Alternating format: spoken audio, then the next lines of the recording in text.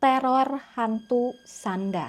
Konon katanya wajahnya yang lebar ini merupakan kutukan karena semasa dia hidup, dia itu sudah melakukan perbuatan yang kotor terhadap suaminya. Masalahnya udah 3 kali jasadnya Isnah ini dihadapkan ke arah kiblat, akan tetapi selalu dan selalu balik lagi.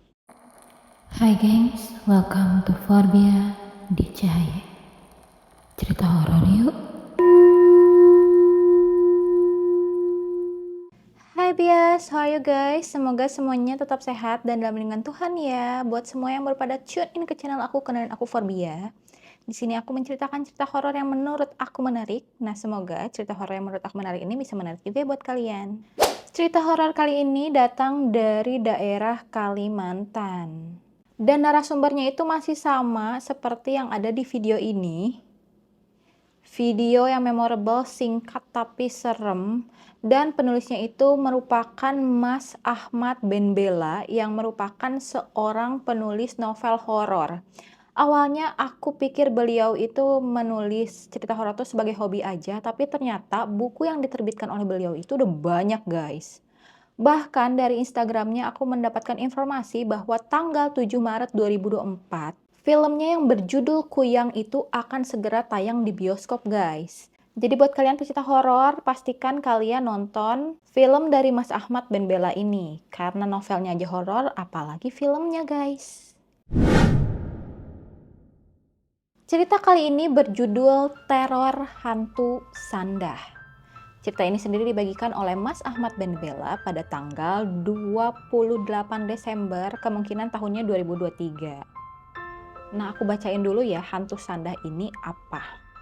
Jadi, hantu sandah merupakan salah satu hantu khas Kalimantan, tapi memang kurang populer dibandingkan dengan kuyang. Nah, sandah sendiri merupakan salah satu jenis kuntilanak dengan ciri khas wajahnya yang selebar nyiru. Jadi memang lebar banget ya guys, kayak bulat gitu. Nah, konon katanya wajahnya yang lebar ini merupakan kutukan karena semasa dia hidup, dia itu sudah melakukan perbuatan yang kotor terhadap suaminya. Jadi dipercayai hantu sandah itu dari istri-istri yang sudah mengguna-gunai suaminya atau berupaya menundukkan suaminya dengan cara yang kotor. Cara yang kotornya itu kayak gimana? Jadi misalkan memberi makan atau memberi minum seorang suami menggunakan minyak perunduk yang udah dicampur dengan darah haid, pakaian dalam, dan juga bahan-bahan lainnya lah ke dalam makanan atau minuman tersebut. Nah, suami yang sudah mengkonsumsi makanan atau minuman yang sudah dipakein minyak perunduk dan segala-segalanya itu, dijamin akan tunduk sama istrinya, akan takut istri. Selain itu, suami ini akan fokus bekerja nih, dan pastinya tidak akan tergoda dengan wanita lain. Sebenarnya itu adalah ciri-ciri suami ideal gak sih? Kayak sayang sama istri, tunduk lah maksudnya ya. Udah itu rajin kerja dan tidak tergoda oleh wanita lain. Sebenarnya itu ideal kan? Akan tetapi kalau didapatkan dengan cara pakai minyak perunduk ini, itu gak dibenarkan ya guys. Nah, kekurangan dari metode ini adalah si suami itu akan susah untuk mengurus dirinya sendiri, bahkan seperti hilang akal. Kesannya seperti mitos bukan? Tapi keluarga Mas Ahmad sendiri pernah mengalami hal ini guys. Jadi Mas Ahmad ini memiliki paman. Akan tetapi pamannya ini dicurigai telah terkena minyak perunduk. Sehingga si pamannya ini tuh selama 15 tahun gak pernah balik ke kampung halaman. Bahkan kayak gak care gitu deh ke orang tua gitu. Akhirnya almarhum neneknya Mas Ahmad berhasil melepaskan pamannya ini dari jeratan minyak perunduk. Nah, cuma cerita yang akan diceritakan kali ini bukan tentang pamannya Mas Ahmad, tetapi tentang kejadian lain yang terjadi pada waktu Mas Ahmad ini kecil dan terjadinya itu di desanya guys. Pertama-tama aku mohon izin aku panggil Mas Ahmad Ahmad aja ya, karena nanti biar lidahnya nggak kejelimet gitu. Permisi. Sewaktu kecil Ahmad ini tinggalnya di dusun yang ada di pedalaman Kalimantan. Nah, dusun ini sebenarnya tercipta karena dibuka oleh bapak sewaktu muda. Jadi bapaknya Mas Ahmad ini ya. pada waktu sekitar tahun 80-an, nah bapaknya ini tuh memang kerjanya masih serabutan nih, mulai dari mencari kayu, jadi illegal logging gitu, mencari gaharu, mencari sarang burung walet, dan terakhir itu mendulang emas. Nah, pada tahun 80 itu, awalnya Bapak mendulang emas di hutan Kalimantan, di sebuah sungai kecil yang disebut Sungai Ucang. Bapak ini kerjanya nggak sendiri, karena ditemani oleh adik dan juga abangnya. Di tengah hutan, akhirnya mereka memutuskan membangun sebuah pondok agar bisa lebih nyaman lah dalam bekerja. Tanpa diduga, daerah tempat mereka mendulang emas ini ternyata tempatnya itu berlimpah dengan emas.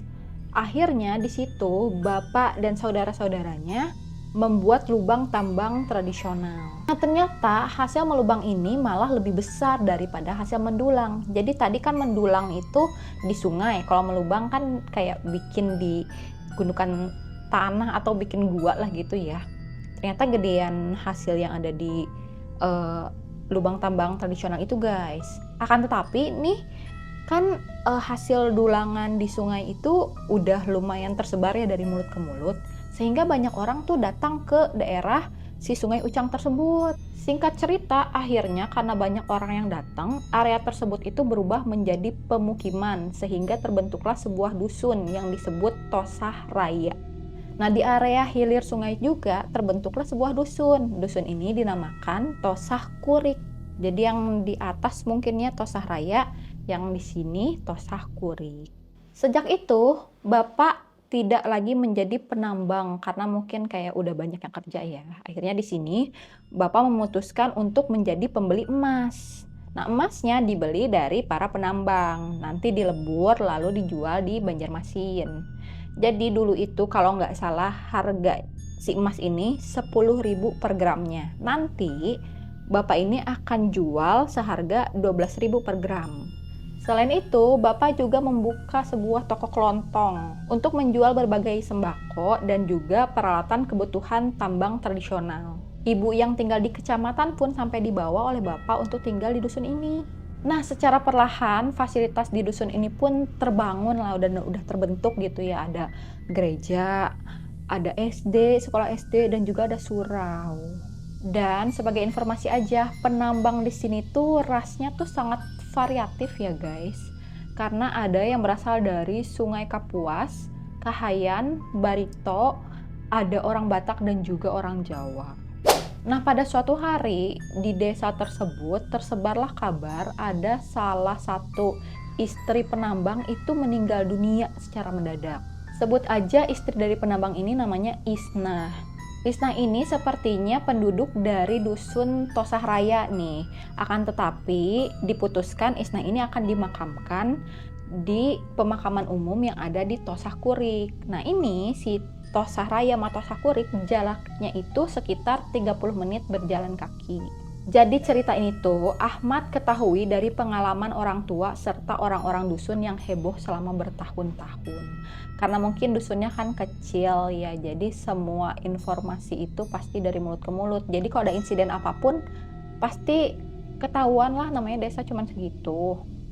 Nah, katanya pada saat pemakaman Isnah itu terjadi sebuah keanehan guys. Jasad dari Isnah ini tidak mau dihadapkan ke kiblat. Hal ini pun otomatis membuat warga-warga pun menjadi bingung. Masalahnya udah 3 kali jasadnya Isnah ini dihadapkan ke arah kiblat, akan tetapi selalu dan selalu balik lagi. Warga yang kebingungan saat itu dan juga memang udah waktu untuk harus udah beres lah memakamkan jasadnya Isnah, akhirnya mereka memutuskan ya udahlah makamkan aja seperti apa adanya gitu, gak usah dipaksain, toh udah diarahin ke arah kiblat pun tetap gak bisa. Akhirnya mereka pun memutuskan untuk mengubur si liang kubur ini guys, jadi dipakein tanah gitu. Kabar penguburannya Isnah yang janggal ini akhirnya diketahuilah oleh seluruh desa. Di sini pun tersiarlah kabar kayak desas-desus kalau Isnah ini sudah melakukan hal yang tidak pantas terhadap suaminya. Warga pun menduga-duga, wah ini Isnah nih, pasti dia akan bangkit dari kubur dan menjadi hantu. Asumsi itu pun membuat tahlilannya Isna ini jadi sepi. Dan benar aja, pada saat hari ketiga tahlilan ini selesai, para ibu-ibu di sana dan para pengunjung di sana merasakan ada hal yang janggal. Jadi kan kalau udah beres tahlilan, biasanya warga-warga desa tuh bantu-bantuin buat beres-beres lah. Para bapak-bapaknya mungkin beresin kursi lah atau apa. Nah kalau ibu-ibunya ini biasanya mencuci piring guys di dapur. Waktu itu ada beberapa ibu-ibu lah di dalam dapur itu. Akan tetapi ada salah satu ibu-ibu nih merasa kok itu yang nyuci piring agak janggal gitu.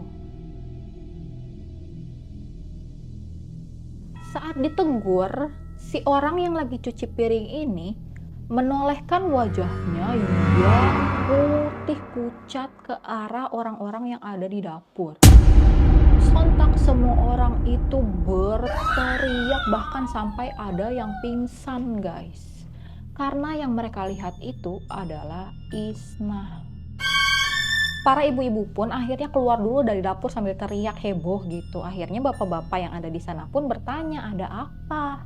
Mereka akhirnya menjelaskan apa yang terjadi. Namun pada saat bapak-bapak ini udah sampai dapur, sosok Isna sudah tidak ada. Nah di sana kan ada yang pingsan. Akhirnya dibangunin tuh yang pingsan itu. Setelah itu yang pingsan tuh bilang kayak gini. Jadi tadi waktu Isna menolehkan wajahnya, ini tuh lehernya itu tuh bunyi kayak gitu guys. Setelah itu tiba-tiba wajah yang ini tuh melebar ke kiri, yang ini melebar ke kanan, dan akhirnya wajahnya jadi selebar Nyiru. Inilah yang membuat si ibu-ibu yang pingsan ini shock sampai akhirnya udah pingsan karena bapak-bapak yang tidak mempercayai hal ini akhirnya menanyakan lagi, apa kalian yakin itu yang terjadi gitu? Masa sih ada hal-hal kayak gini di desa kita?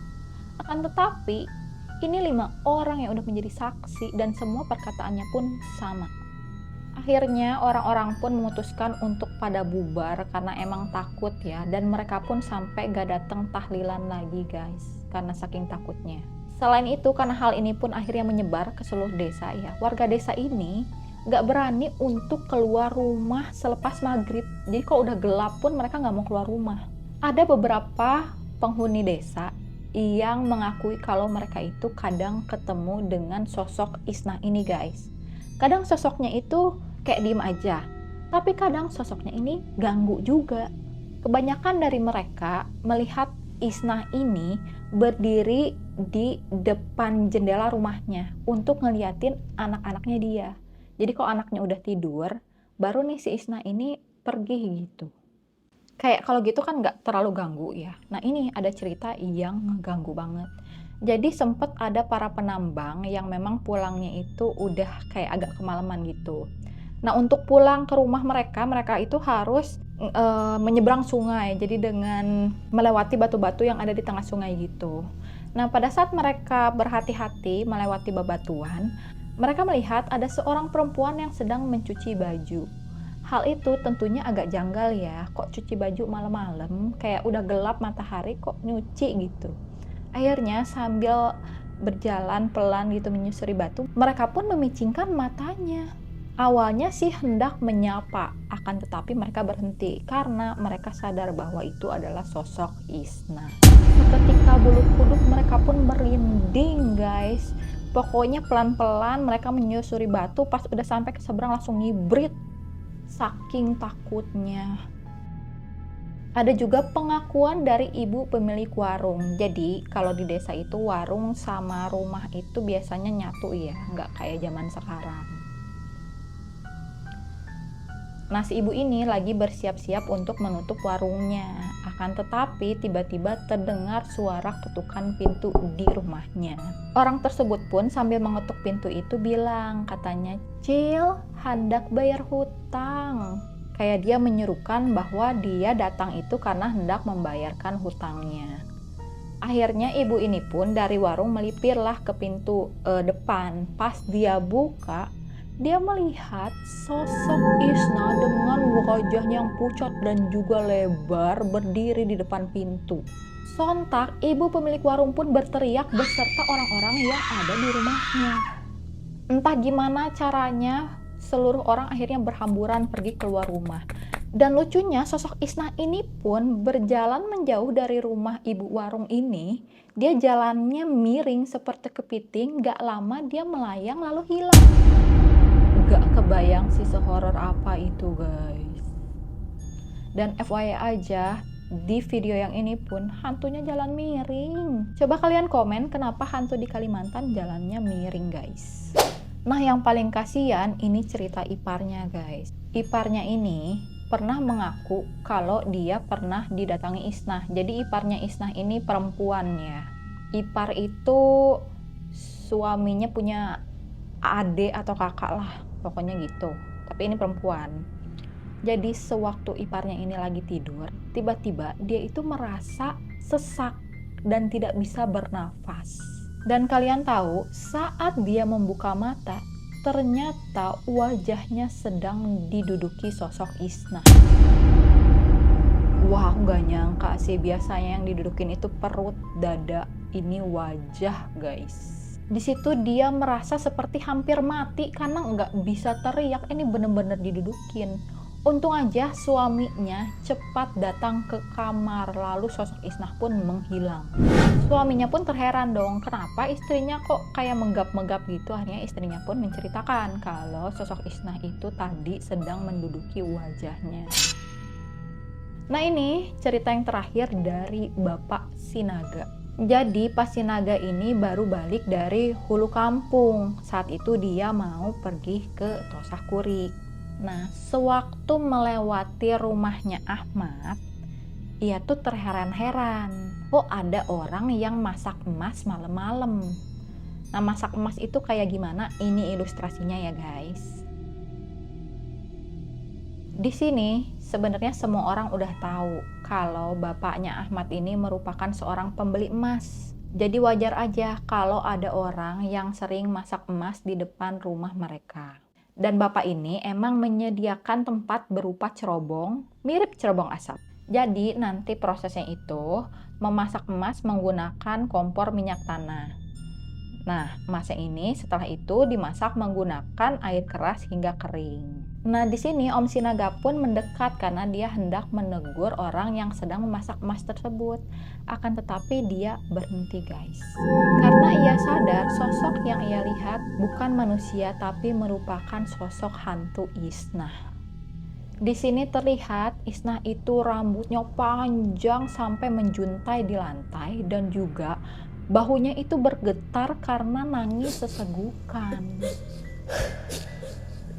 Di sini Om Sinaga tuh mundur pelan-pelan gitu ya, sambil matanya tetap terpaku kepada sosok Isnah. Akan tetapi tiba-tiba kepalanya Isnah berputar 180 derajat dan melihat Om Sinaga. Di sini Om Sinaga bisa dengan jelas melihat wajahnya Isnah yang benar-benar besar sebesar Nyiru. Di sini pun akhirnya Om Sinaga berteriak minta tolong. Nah, aminnya setelah 40 hariannya Isnah, sosok hantu Isnah pun sudah tidak menteror dusun tersebut. Jadi tiba-tiba hilang begitu aja. Lalu update-nya sekitar tahun 90-an, dusun Tosah Raya dan dusun Tosah Kurik ini sudah mulai ditinggalkan oleh para penghuninya dikarenakan jumlah emas yang ada di daerah tersebut sudah berkurang. Selain itu kan ada pergantian teknologi ya, orang-orang yang ngambil emas biasa dengan melubang sekarang tuh udah pakai mesin sedot, jadi mungkin udah lebih gampang, praktis dan efisien gitu. Dan dikarenakan hal itu akhirnya keluarga bapaknya Mas Ahmad ini mengalami kebangkrutan dan jatuh miskin. Menurut aku dari seluruh cerita yang paling horor adalah yang terakhir, mengalami kebangkrutan dan jatuh miskin. Kayak mereka bertahan kan, maupun ada teror hantu Isnah dan lain-lain, berarti sebulan lebih loh itu, tapi tetap tahan. Nah, tapi setelah emasnya habis, udah itu pergantian teknologi dan lain-lain, akhirnya ya kebangkrutan dan jatuh miskin inilah yang membuat segalanya jadi miris gitu. Semoga Mas Ahmad sendiri diberikan rezeki dan juga kesehatan dan kesuksesan, dan aku yakin pasti sukses sih karena ceritanya tuh keren banget. Nah, buat kalian semua yang mau baca secara langsung, udah aku sematin ya linknya di bawah. Aku juga ada sematin Instagramnya Mas Ahmad. Dalam penyampaian cerita ini, kalau misalkan aku ada salah-salah kata, aku mohon maaf ya. Selain daripada itu, support aku dengan like juga subscribe. Jangan lupa di-share juga ceritanya. Dan kalau ada cerita horor dari kalian, bisa share ke email aku yang ini ya, biar kita bisa baca bareng-bareng. Oke, sekian video ini dan see you in the next video ya guys. Bye-bye.